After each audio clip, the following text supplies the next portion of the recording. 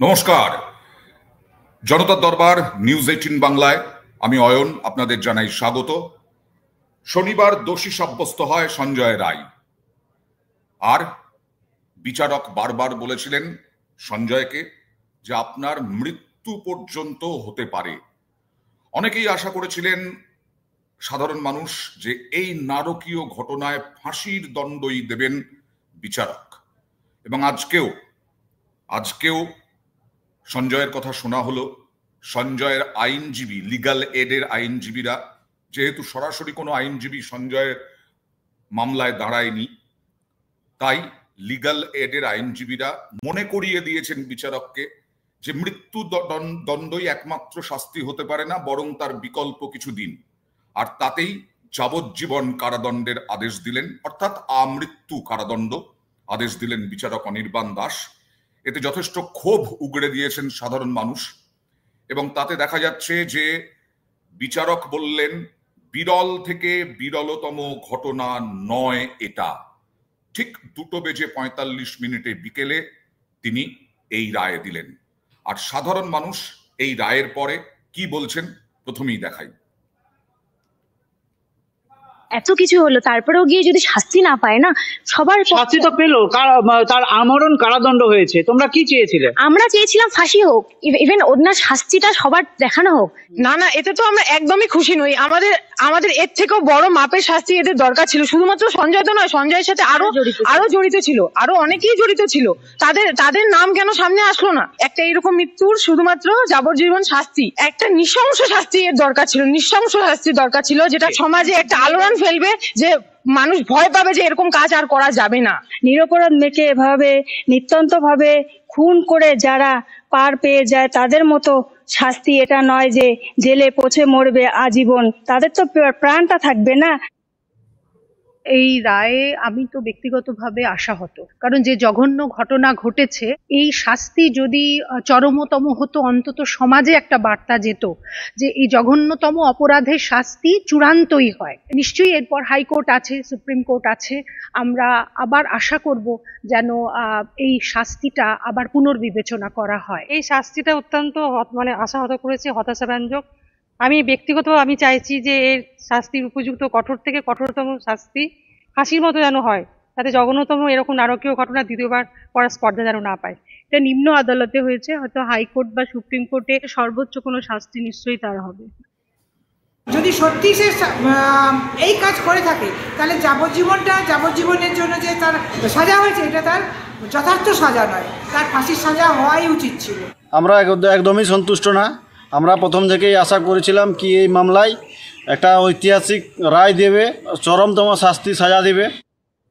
এরকম একটা নৃশংস কাজ করবার পরে যদি কাউকে আমৃত্যু কারাদণ্ড দেওয়া হয়, তাহলে বোধহয় আগামীতে আরো কোনো অপরাধীকে সুযোগ দেওয়া হলো যে তারা এরকম কাজ করতেই পারেন, অ্যাটলিস্ট তাদের জীবনটা তো চলে যাচ্ছে না। যখন জানতে পারলাম তখন সত্যি খুব খারাপ লেগেছে যে এরকম একটা ঘটনা, যেভাবে নৃশংসভাবে মেয়েটাকে হত্যা করা হয়েছিল, ফাঁসি না হয়, তাহলে পরবর্তীতে তো সবাই সাহস পাবে যে সবাই এরকম করতে পারে না, কারণ তার বেঁচে তো থাকছে। আমার তো মনে হয় আবার ভাবা হোক যাতে এটা আমৃত্যু কারাদণ্ডর বদলে ফাঁসি দেওয়া হোক। আমরা এই শাস্তিতে খুশি নই, আমরা ফাঁসি চাই, আমরা চাই রায় বদলাক, ফাঁসি চাইছি, ফাঁসি। আমার সঙ্গে এই মুহূর্তে রয়েছেন অবসরপ্রাপ্ত পুলিশ কর্তা অরিন্দম আচার্য, এবং আমার সঙ্গে রয়েছেন আইনজীবী অনির্বাণ গুহ ঠাকুরতা। অনির্বাণ, শোনা যাচ্ছে? একটু ফ্রেমটাকে সোজা করতে হবে। আমি অরিন্দম দাকে প্রথমে দিয়ে শুরু করি। অরিন্দম দা, বহু মানুষ তারা আশঙ্কা প্রকাশ করলেন যে এরকম যদি রায় হয় তাহলে ভবিষ্যতে আরো এরকম ঘটনা ঘটবে। আপনাকে একটা উদাহরণ দিই শুধু অরিন্দম দা। আজকেই বাসন্তীতে আরো এক নাবালিকাকে ধর্ষণ করে খুনের ঘটনা, আজকে বিকেলে তার বিবস্ত্র দেহ উদ্ধার হয়েছে চুনাখালী গ্রামে, বাসন্তীর চুনাখালী গ্রামে। পরিবার পরিজনদের বাড়িতেও খোঁজ খবর করে কোনো হদিশ মেলেনি ওই নাবালিকার। গত 12 দিন ধরে নিখোঁজ ছিল। আজকের রায়টা কি আপনিও কি আশাহত হলেন? না দেখুন, এই রায়ের মধ্যে এই যে আজকে যারা বক্তব্য রাখলেন, মানুষের বিস্ফোরিত বক্তব্য, এর মধ্যে বিচারক কিন্তু বিচলিত হয় না, কখনো হয় না। আপনি যে আজকে বাসন্তী কথা বলছেন, আমি আপনাকে একটা এক্সাম্পল দিচ্ছি, যে নির্ভয়া কাণ্ডে তো ফাঁসি হয়েছিল, আপনি তারপর থেকে দেখুন কতগুলো ঘটনা। আপনি বলুন, আজকে ডিজি সাহেব যে ইনস্ট্রাকশন দিয়েছেন যে পুলিশ গুলি করে মারবে, ঘটনার পরে আজকে ভাঙড়ে কেন এই ঘটনা হলো, পুলিশকে কেন অত্যাচার হলো? হয় না। পরিবেশ টোটালি যদি চেঞ্জ হয়ে যায়, সেই ক্ষেত্রে কিন্তু সামাজিক দায়বদ্ধতা মানুষেরও থাকে, সমাজেরও থাকে। এবার আপনাকে বলি, আজকে যে ঘটনাটা হয়েছে আপনি জানেন যে এই যে বিচারক যে বিচার করে, লিগ্যাল এডের কথা বলছেন, উনি বলাতেই যে আজকে যাবজ্জীবন দিলে, আদৌ তা নয় ভাই। আজকে বিচারক যে রায়টা দেয় সেটা হচ্ছে কি কতগুলো সিদ্ধান্তের উপরে কতগুলো অবজারভেশন, দ্যাট ইজ হচ্ছে কি আমরা যেটা বলে থাকি criminal justice system. Criminal justice system হচ্ছে investigation by police, prosecution by prosecutor and determination by the জাজেস ফর জাস্টিস। আজকে আমরা যে আলোচনা করছি, আজকে আপনি আমি সবাই ফাঁসি চাচ্ছি, আপনি একের পর এক যদি দেখেন, 13 তারিখ থেকে যদি ঘটনাগুলো দেখেন, 9 তারিখ থেকে যদি ঘটনাগুলো দেখেন, আমি হাইকোর্টে শুধু একটা অবজারভেশন দিচ্ছি 13 তারিখে, আমি একদম কোর্ট করে বলছি যে জাস্টিস অফ ক্যালকাটা হাইকোর্ট উনি বলে দিয়েছিলেন যে আজকে যে কোনো মুহূর্তে, observation of Calcutta high court on 13, যে কোনো মুহূর্তে প্রমাণ নষ্ট হওয়ার আশঙ্কা, রাজ্য কেন অধ্যক্ষের রেজিগনেশন একসেপ্ট করলো না স্পষ্ট নয়, ছেড়ে দিন। সুপ্রিম কোর্টে যখন কেসটা গেল 17 তারিখের আগে, একজন বিচারপতি অফ সুপ্রিম কোর্ট বললেন যে 30 বছরের জীবনে আমি এইরকম কেস ডকেট দেখিনি, দ্যাট ইজ ওটা ক্যালকাটা পুলিশের ইনভেস্টিগেশন করে বলেছিল। পরবর্তীকালে 17 তারিখে chief justice of supreme court বলেছিল যা স্ট্যাটাস রিপোর্ট যা জমা দিয়েছে তা অত্যন্ত ভয়ানক এবং বিচলিত হওয়ার মতো। সেটা কিসের জন্য দিয়েছিল? আজকে যে তদন্তটা হচ্ছে, আমি পরবর্তীকালে স্কোপ দিয়ে বলবো যে এই যে তদন্ত হচ্ছে, প্রথম স্টার্টিং পোস্টমর্টম রিপোর্টে যে ফোন আসছে যে এক্ষুনি করতে হবে, বারবার যিনি করছেন তিনি বলছেন যে স্যার আমি ব্যস্ত রয়েছি, না মানে ডেড বডি পৌঁছাবার আগে পোস্টমর্টম কি করে করতে হবে ইনস্ট্রাকশন দেওয়া হচ্ছে। অতএব আজকে সঞ্জয় রায়কে যদি আজকে বিচারক যেভাবে নাকি যে পদ্ধতি দিয়েছে, এখানে আমার কিচ্ছু বলার নাই, অ্যাজ বিকজ আমি একজন এক্স পুলিশ অফিসার।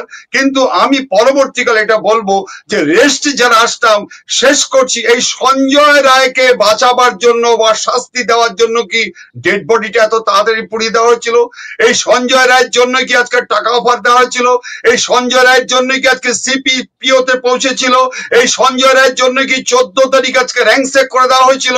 এই সঞ্জয় রায়ের জন্য কি আজকে ডেড বডিটাকে ত্বরান্বিত করে আজকে 3-4টে ডেড বডিকে ডিঙিয়ে আজকে তাকে আজকে পোড়াবার ব্যবস্থা করা হয়েছিল? এই প্রশ্নটা আমি পরে উত্তর আমি আসবো। আমি অনির্বাণের কাছে আসার আগে একটু দেখাই লাস্ট ফাইনাল যে ভার্ডিক্ট যখন দিচ্ছেন এবং যখন কোর্ট রুমে যখন বলা হচ্ছে, সেই কোর্ট রুম গ্রাফিক্যাল প্রেজেন্টেশনের মাধ্যমে একটু দেখানোর চেষ্টা করব। সে দেখিয়ে তারপরে আমি অনির্বাণের কাছে আসছি। যখন 2:45-এ সঞ্জয় রায়ের বিচারক নির্যাতিতার পরিবারকে 10 লক্ষ টাকা আর্থিক সাহায্য, 7 লক্ষ টাকা ধর্ষণের জন্য ক্ষতিপূরণ, সরকার নির্যাতিতার পরিবারকে দেবে মোট 17 লক্ষ টাকা। আমি জানি এই মৃত্যুতে টাকা দিয়ে কোনো ক্ষতিপূরণ হয় না, কিন্তু আইন বিধি মেনে এই ক্ষতিপূরণ নেব না, আমরা ন্যায় বিচারটাই বরাবর চেয়েছি। আমি আমার বিচারটুকু করেছি, এরপর উচ্চতর আদালতে যেতে পারেন আপনারা। আমি অনির্বাণের কাছে যাব। অনির্বাণ, আমি শিয়ালদা কোর্টে ছিলাম পরশুদিন, সেখান থেকেই ফোনে তোমাকে ধরা হয়েছিল এবং আমরা যে ভারতীয় ন্যায় সংহিতার যে 3টে ধারায় দোষী সাব্যস্ত করা হয় সঞ্জয় রায়কে, তখন তুমিও কিন্তু বলেছিলে মৃত্যুদণ্ডই হয়ে যাবে, কিন্তু আজকে তো পুরো উল্টো দেখলাম আমরা। বলার চেষ্টা করলেন যে ন্যায় যে সেজুতি, যিনি সঞ্জয়ের লিগাল এইডের আইনজীবী, তিনি বলার চেষ্টা করলেন যে কারাদণ্ড, মৃত্যুদণ্ড একমাত্র পথ নয়, মৃত্যুদণ্ড ছাড়া বিকল্প কিছু দেওয়ার অনুরোধ করলেন। কিন্তু কি হলো আজকে, কেন হলো এরকম? দেখো, বেসিক্যালি যেটা অরিন্দম দা কিছুক্ষণ আগেই বলছিলেন যে এই যে আইন প্রক্রিয়া না, বিচার প্রক্রিয়া, মনে রাখবে আইনের না, আমরা যখন আইনের আমাদের যে আইনের দেবী তার যে রূপ বর্ণনা করি, তাতে কিন্তু তার চোখ বাঁধা থাকে।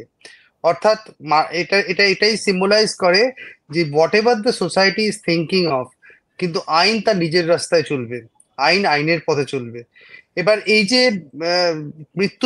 মৃত্যুদণ্ডের মধ্যে বেশ কিছু প্রস অ্যান্ড কনস এগুলো আছে, এবং মৃত্যুদণ্ড সম্বন্ধে তুমি জানো বোধহয় যে বেশ কিছু এনজিওস তারা অনেকবার সোচ্চার হয়েছে সুপ্রিম কোর্টে, তারা মৃত্যুদণ্ডের বিরোধী। কারণ মনে করা হয় মৃত্যুদণ্ড কখনোই একটা সাজা হতে পারে না, ওটা একটা অথরিটেটিভ কিলিং। কিন্তু এই কেসে এবার আসি যে এই পার্টিকুলার কেসে আমাদের কাছে অভিপ্রেত ছিল কেন মৃত্যুদণ্ড? কারণ এই যে ঘটনা, যে জায়গায় যে ঘটনা ঘটেছে এবং নির্যাতিতার যা প্রোফাইল, তিনি একজন কর্তব্যরত অবস্থায় তাকে এই ধরনের নির্যাতনের শিকার হতে হলো, এটা অবশ্যই আমার চোখে, আমি কোনো বিচারকের রায়কে আমরা সমালোচনা করছি না, কিন্তু আমার চোখে এটা rarest of the rarest case. কারণ এটা একটা এন্টার সমাজকে আলটিমেটলি দিক নির্দেশ করছিল, এবং এই ঘটনাতে আমাদের তো পানিশমেন্ট প্রসেস হচ্ছে এক্সাম্পলারি পিস অফ পানিশমেন্ট, মানে একটা পানিশমেন্ট দিয়ে আমরা সমাজকে জাগরণ করার চেষ্টা করি বা সমাজকে জাগরিত করার চেষ্টা করি যে এই রকম অপরাধ করলে এইরকম সাজা তার। তো সেক্ষেত্রে কিন্তু আমি কোথাও আশাহত হয়েছি আজকে, কারণ এইটাতে সামাজিকভাবে যে এর মধ্যে যা বিতর্ক থেকেও যে আলোড়ন সৃষ্টি হয়েছিল সমাজে, সেই সমাজের আলোড়নের আমার মনে হয় যোগ্য জবাব পাওয়া গেল না। তো সেই জন্য আমার কাছে একটুখানি এবার নিশ্চয়ই অনারেবল বিচারক তিনি মনে করেছেন এটাই যথাযথ, কারণ তার কাছে যা প্রমাণ যেগুলো আমরা কেউ জানি না, যেগুলো রুদ্ধদ্বার হয়েছিল, এবং তুমি জানো যে আমাদের অ্যাক্সেস কারোরই ওখানে অ্যাক্সেস ছিল না, যারা ওই মামলার সাথে যুক্ত। হ্যাঁ, এবার তাই জন্য ওখানে কি প্রতিস্থাপন হয়েছে, কি এভিডেন্স লিড হয়েছে, সিবিআই এর তরফ থেকে কতটা যুক্তি খাড়া করা গেছে যে এই ভদ্রলোকের সংশোধনের সুযোগ নেই। কারণ এইটা খুব ইম্পর্টেন্ট অয়নদা, আমি তোমায় বলছি সংশোধনের সুযোগ আছে কি নেই মৃত্যুদণ্ডের ক্ষেত্রে, এটা কিন্তু খুব ইম্পর্টেন্ট। কারণ একজনের যদি তুমি জানো কারাগারকে আজকে সংশোধনাগার বলা হয়, এবার যদি সেই পয়েন্টটা খুব ডিনোট না করা থাকে যে সংশোধনের কোনো সুযোগ নেই, এই ভদ্রলোককে সংশোধন করা যাবে না, তবেই কিন্তু মৃত্যুদণ্ডে দণ্ডিত হয়েছে। তুমি আজমাল কাসাব দেখো বা এই নির্ভয়া কেস দেখো, যে ক্ষেত্রে বলা হয়েছিল যে এইটা একটা rarest of the rarest offence, এবং এই যে তার মধ্যে একজন 18 বছরের নিচে, if I am not wrong, Nirbhaya কেসে একজন 18 বছরের নিচের ব্যক্তিও ছিল, যে হয়তো পরবর্তীকালে জুভেনাইল জাস্টিস অ্যাক্ট তার জন্য আবার অ্যামেন্ডমেন্ট করা হলো। তো সেই যে পার্টিকুলার ঘটনাটা, সেইটাকে rarest of the rarest crime বলা হয়েছিল, কারণ তার মধ্যে নৃশংসতা ছিল, এক্ষেত্রেও নৃশংসতা ছিল। কিন্তু সেই নৃশংসতাগুলো কি প্রপার এভিডেন্সে এসছে, এটাই আমার প্রশ্ন। যে নৃশংসতাগুলো যেগুলো আমরা আলোচনা করেছি, যে ফরেন্সিক রিপোর্ট নিয়ে আলোচনা করেছি, সেগুলো কি এভিডেন্সে তুলে ধরা হয়েছে সিবিআই এর তরফ থেকে? এইটা কিন্তু আমি একটু সন্দিহান, কারণ আমরা জানি না ওখানে কি আছে। মুখ্যমন্ত্রী মমতা বন্দ্যোপাধ্যায়ও আশাহত। মুখ্যমন্ত্রী মমতা বন্দ্যোপাধ্যায় মালদায় আজকে গেছিলেন, মালদায় দাঁড়িয়ে তিনি বললেন যে এই রকম তিনি বিচার আশা করেননি, তিনি প্রথম থেকেই ফাঁসি চেয়ে আসছেন, এটা আমরা প্রথম থেকেই দেখেছি। কিন্তু মমতা বন্দ্যোপাধ্যায় বললেন যে এটাও ঘটনা যে রাজ্য পুলিশের তদন্তে যেগুলো হয়েছে ঘটনা তদন্ত, সেগুলো কিন্তু ফাঁসির সাজা নিম্ন আদালত অলরেডি দিয়ে দিয়েছে। কিন্তু সিবিআইকেই আক্রমণ করলেন তিনি, যে সিবিআই এই তদন্ত করছে, সিবিআই এর তদন্তে এইটা ফাঁসি হলো না। তিনিও আশাহত। আমরা বেশ কয়েকজনের সাধারণ মানুষের কথা দেখলাম, তারাও খুবই আশাহত, তারা ক্ষোভ প্রকাশ করছেন। আমি বাইকটা একবার দেখিয়ে তারপরে আমি অরিন্দমদার কাছে আসছি। ইজ ভেরি ক্লিয়ার, আমরা প্রথম দিন থেকেই ফাঁসির দাবি করে এসছিলাম এবং আজকেও আমরা সেই দাবিতে অটুট আছি। আমরা 3টে কেসে আপনারা দেখেছেন 54 দিন থেকে 60 দিনের মধ্যে আমরা ফাঁসি অর্ডার করিয়ে দিয়েছি। কিন্তু আমি জানি না এটা একটা সিরিয়াস কেস। আমরা এটাই বলেছিলাম আমাদের হাতে কেসটা থাকলে আমরা কিন্তু অনেক দিন আগেই ফাঁসির অর্ডার দিয়ে দিতে পারতাম। আমি জানি না কিভাবে লড়াই করেছেন, কি যুক্তি, ডিটেলসটা তো সিবিআই করছে এবং আমাদের হাত থেকে তো কেসটা ইচ্ছা করে কেড়ে নিয়ে চলে গেল। এই নরম পিচার্সদের চরমতম শাস্তি হওয়া উচিত। আই এম নট স্যাটিসফাইড, কারণ আমি ফাঁসি হলে অন্তত মনকে সান্ত্বনা দিতে পারতাম। আমি অরিন্দমদার কাছে আসবো যে মাটিগাড়া, গুড়া, ফারাক্কা, আরো একটি জায়গা, 4টি জায়গায় কিন্তু ফাঁসি হয়েছে রাজ্য পুলিশের তদন্তে। এখানে তাহলে ফাঁসি হলো না, এটা কি সিবিআই এর ব্যর্থতা? আচ্ছা বায়ন বাবু, আপনি আমাকে বলুন তো 2004 থেকে 2016 পর্যন্ত অল ইন্ডিয়া ফাঁসির অর্ডার হয়ে আছে 1303 জন। আমি আপনাকে সমীক্ষা দিয়ে দেবো। ওয়েস্ট বেঙ্গলে ফাঁসির অর্ডার হয়েছে 110 জন, আপনি আমাকে বলুন কার ফাঁসি হয়েছে একমাত্র ধনঞ্জয় ছাড়া, আপনি বলুন না আমাকে। আপনি ফাঁসি ফাঁসি বলছেন, আপনি বোধহয় জানেন যে নতুন যে ভারতীয় ন্যায় সংহিতা হয়েছে তাকে একটা সেকশন আছে যে কেউ যদি আজকে যাবজ্জীবনও জেলও হয়, তার যদি 3 ভাগের 1 ভাগ খেটে যায়, তাহলে কিন্তু আজকে জুডিশিয়াল ডিপার্টমেন্টে জুডিশিয়ালিকে আজকে কিন্তু ওখান থেকে ওকে রিলিজ করা কিন্তু স্কোপ দিয়ে দিয়েছে। তাহলে আমরা চেঁচাচ্ছি কেন?